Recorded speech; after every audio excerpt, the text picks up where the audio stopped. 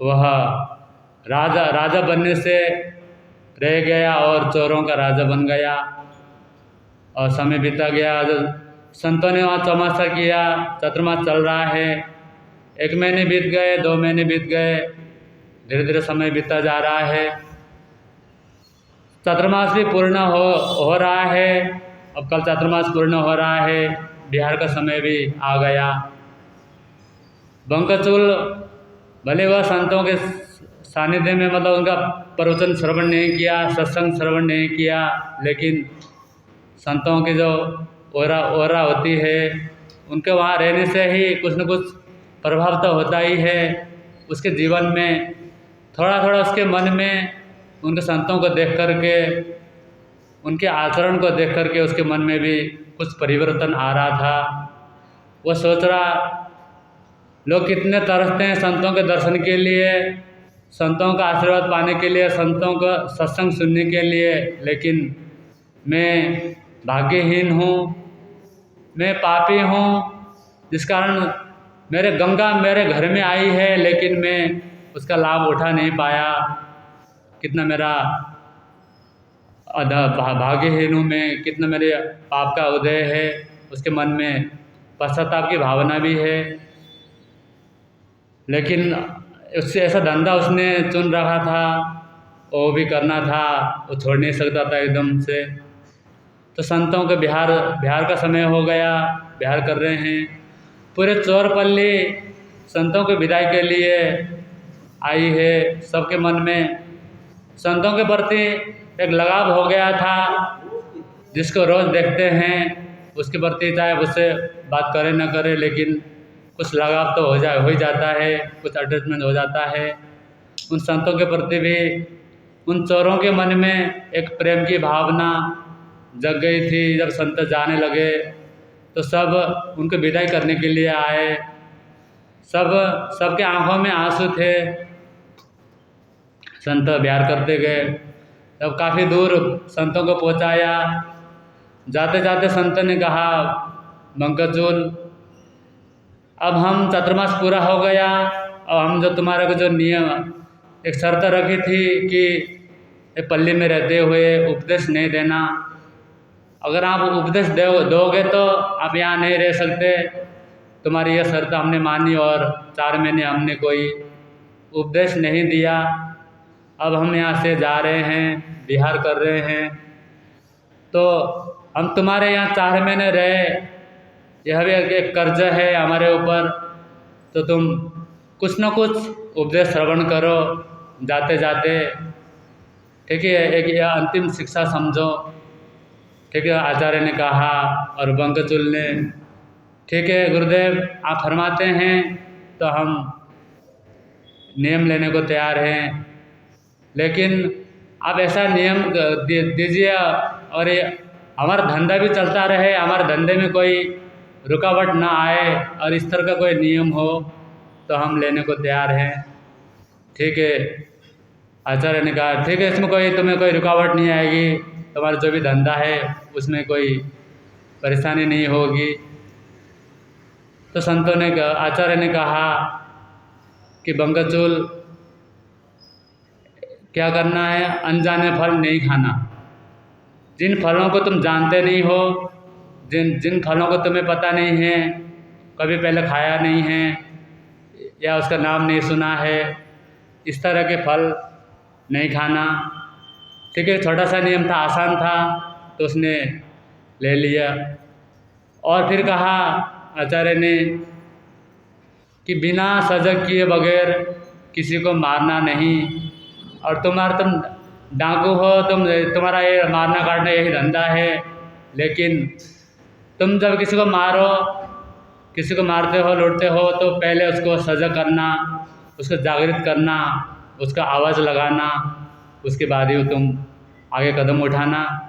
ठीक है, ये भी आसान सा नियम था, उसको भी स्वीकार है।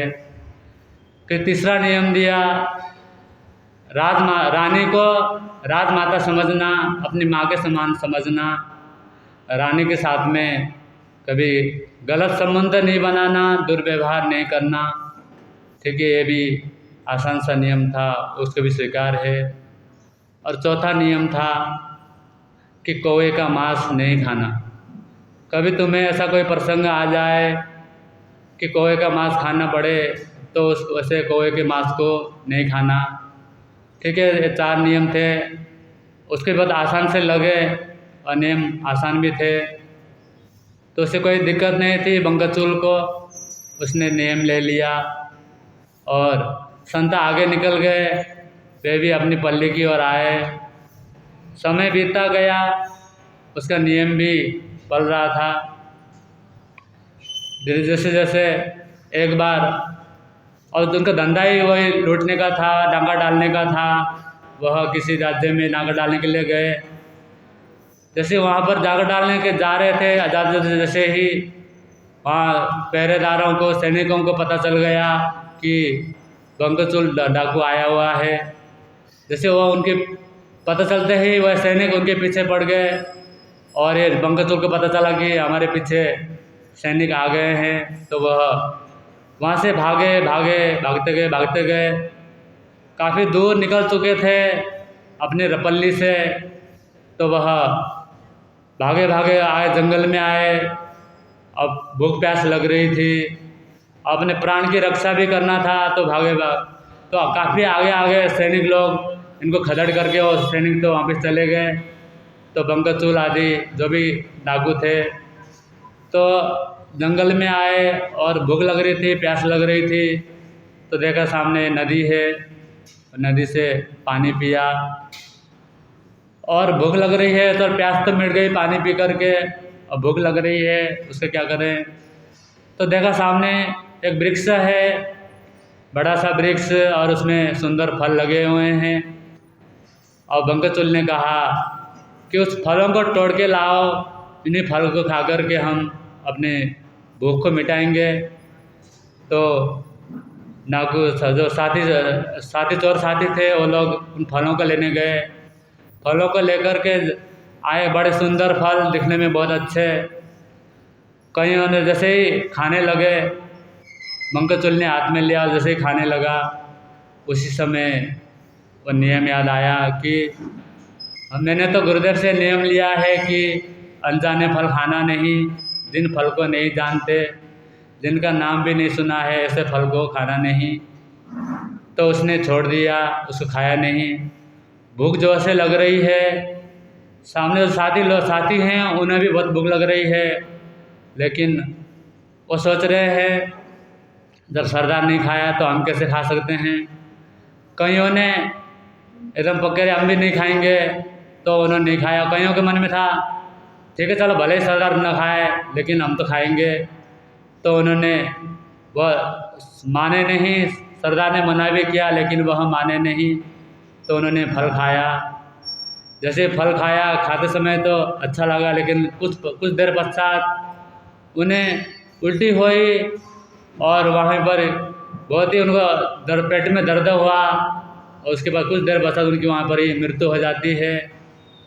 तब बंकाचूल सोचता है ओहो, आता और गुरुदेव हमें नियम नहीं कराते कि अनजाने फल नहीं खाना, तो आज हम सब यहीं मर जाते हैं, हमारी यहीं मृत्यु हो जाती। वह गुरुदेव को बहुत धन्यवाद देता है, आचार्य का शुक्रिया अदा करता है, और अपने पल्ले की ओर आगे बढ़ता है। पूज्य गुरुदेव श्री जी बता रहे हैं, आप सभी गुरुदेव के स्वागत में खड़े होंगे।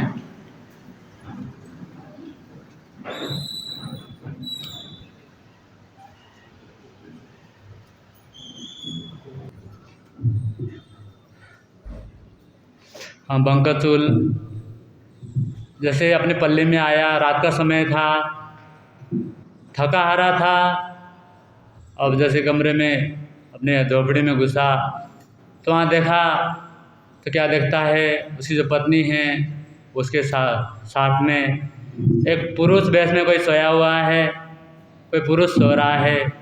जैसे उसको देखा, उसको बहुत गुस्सा आया, और गुस्सा आके जैसे ही तलवार निकाल के जैसे ही वार करने लगा, तो उसको ध्यान आ गया एकदम कि सजग किए बगैर मारना नहीं।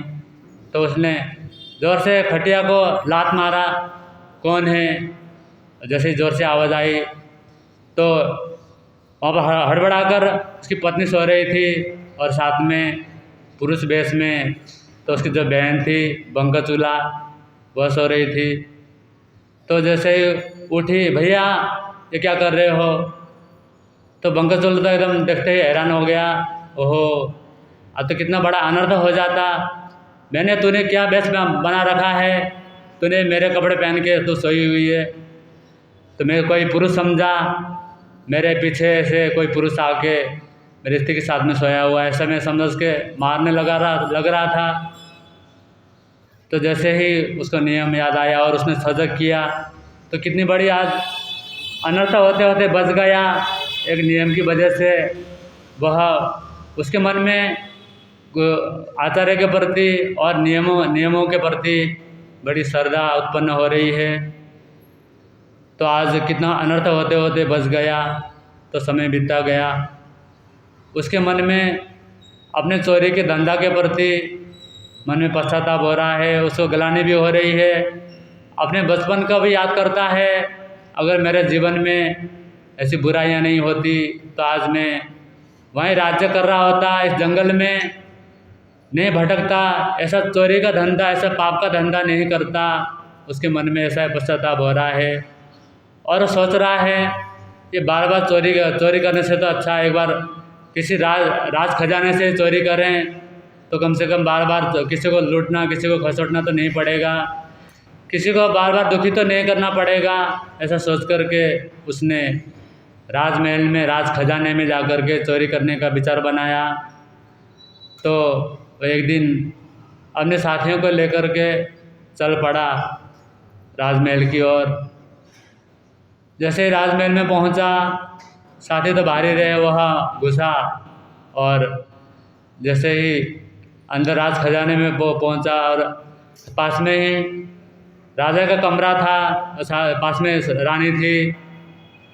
तो अतर निंद्रा में थे राजा भी और रानी भी। और बंकचूल घुसा, राजा दूसरे कमरे में, रानी दूसरे कमरे में थी।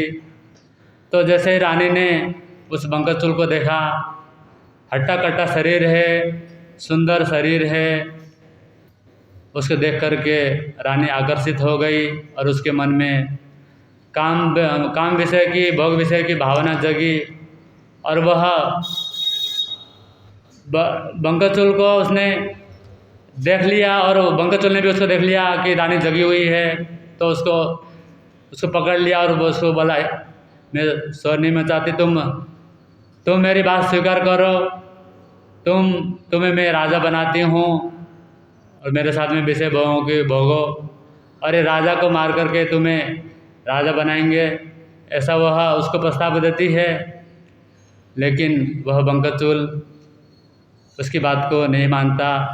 उसके इतना बड़ा राज्य मिलने वाला है, लेकिन उसके मन में जो नियम लिया था, जो त्याग किया था, उसके प्रति श्रद्धा है, विश्वास है। तो वह अपने गुरु को धोखा नहीं देना चाहता था। तो उसने कहा, माता आप ये क्या कह रही हो? आप तो मेरी माँ के समान हो। जो राजा की रानी है वह हमारी माँ है, तो आप माता हो।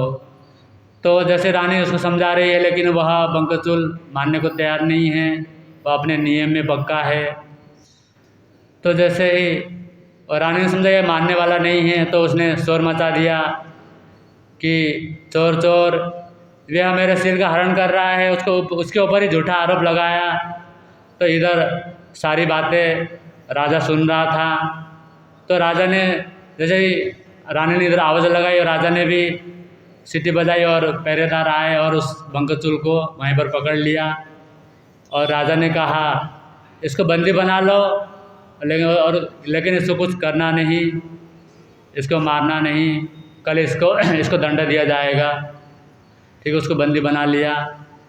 तो अगले दिन और रानी के मन में तो था कि इसको जल्दी से जल्दी इसको दंड मिल जाए, अगर भेद खुल गया तो अनर्थ हो जाएगा, मुझे ही राजा दंडित करेंगे। तो ऐसे ही अगले दिन बंकचूल को लाया गया। तो राजा ने कहा, तुम अपराधी हो, तुम्हें दंड अवश्य मिलेगा। बंकचूल कहता है, हाँ राजन, मैं अपराधी हूँ, आप मुझे अवश्य दंड दीजिए। तो ठीक है, तुम्हें दंड मिल रहा है, तुम इस राज्य के तुम आगे होने वाले तुम राजा बनोगे, तुम इस राज्य के राजकुमार हो गए, आगे जो मेरे बाद में तुम्हें यह राज्य को संभालना है, यही तुम्हारा दंड है। तो रानी सोचती है, अरे ये क्या कर रहे हैं, इसको तो आप फांसी की सज़ा देनी चाहिए, इसने मेरे ऊपर हाथ उठाया, मेरे सिर के ऊपर हाथ डाला, अब इसको राजा बनाने चाह रहे हैं। तो राजा ने कहा, रानी मैंने सब सुन लिया है, कल की रात की बात, तुम्हारे मन में तुम्हारा मन कितना काला है, तुम क्या चाहती थी, मुझे मार कर के इसके साथ में भोगना चाहती और इसको राजा बनाना चाहती थी, तुम ही दंड की पात्र हो, तुम्हें ही दंड देना चाहिए। तो राजा ने रानी को दंड देने का ऐलान किया। तो बंगचूल ने मना किया, राजा महाराज अब रानी को माफ़ कर दीजिए, इंसान है, इंसान से गलती हो जाती है। तो ठीक बंगचूल के कहने से राजा ने रानी को माफ़ कर दिया। अब समय आने पर राजा की मृत्यु होती है और बंगचूल उस राज्य का राजा बन जाता है। तो समय बीता गया। देखिए नियमों का प्रभाव, एक नियम में वह बंगचूल पक्का था, मजबूत था, श्रद्धा से उन नियमों को पालन कर रहा था। तो वह चोरपल्ली से इस बड़े राज्य का राजा बन गया। तो समय बीता गया। तो एक बार उस बंगचूल के शरीर में बहुत बीमारी लग गई, बहुत इलाज किया गया, अनेकों वैद्यों ने इलाज किया, लेकिन ठीक होने का नाम नहीं ले रहा था। तो एक वैद्य आया, उसने कहा, जो ये राजा को जो बीमारी लगी है, इस बीमारी में एक ही इलाज है, अगर जो दवाई देंगे वह कौवे के मांस के साथ में लेना है। अगर राजन कौवे के मांस के साथ में दवाई का सेवन करेंगे तो वह बीमारी ठीक हो सकती है। तो जैसे राजा को पता चला कि जो दवाई लेनी है कौवे के मांस के साथ में लेना है, तो उसने बिल्कुल मना कर दिया, भले ही मेरे प्राण चले जाएं, लेकिन मैं अपने नियमों को नहीं तोड़ूंगा। जिन नियमों की वजह से मैं आज चोरों के राजा से इस पूरे राज्य का राजा बन गया, ऐसे नियमों को मैं तोड़ूंगा नहीं। तो वह अपने नियम को तोड़ा नहीं, उसने कौवे के मांस को सेवन नहीं किया। तो वह उसके आयुष्य कर्म पूरा हुआ और उसकी मृत्यु हो जाती है। मृत्यु के पश्चात उसकी गति आप खुद ही समझ सकते हैं, उसकी गति क्या होगी। जिसके जीवन में अंतिम समय तक धर्म की भावना हो, अंतिम समय में जिसके जीवन में सुविचार हो, उसकी गति अच्छी होती है। अंतमति सो गति कहते हैं। तो जैसे अंतिम समय में हमारी विचारधारा होते हैं, हमारे विचार होते हैं, वैसे ही हमारी गति भी होती है। तो बंगचूल का जीवन में परिवर्तन आ गया, और जितने परिवर्तन आ गया तो इतना परिवर्तन आया, उसने आमूलचूल उसका जीवन बदल गया। वो कहाँ तो वह नरक की तैयारी कर रहा था, नरक में जाने के वो कर्म कर रहा था, लेकिन आयुष्य कर्म का बंधन नहीं हुआ था, जिस कारण से वह नरक में नहीं गया। और अंतिम समय शुभ विचार थे, शुभ भावना थी, देवलोक का आयुष्य बन गया और वह देवलोक में गया। तो यह सब नियमों का, पंचकाम का, त्याग का प्रभाव है। तो यह छोटे छोटे नियम हमारे जीवन में आमूलचूल परिवर्तन करने वाले होते हैं। तो हम भी कुछ न कुछ नियम, त्याग, पंचकाम करने का प्रयत्न करें, समझकर चलें। तो जितना जितना समझेंगे, विवेक को जगाएंगे, तो हम अनेकों पापों से, अनेकों बुराइयों से हम बच सकते हैं। तो इतना ही कहते हुए अपूज्य गुरुदेव के मुखारविंद से हम सभी प्रभु की वाणी श्रवण करेंगे, सुनेंगे, गुनेंगे और अपने जीवन को धन्य बनाएंगे। ओम अरहम।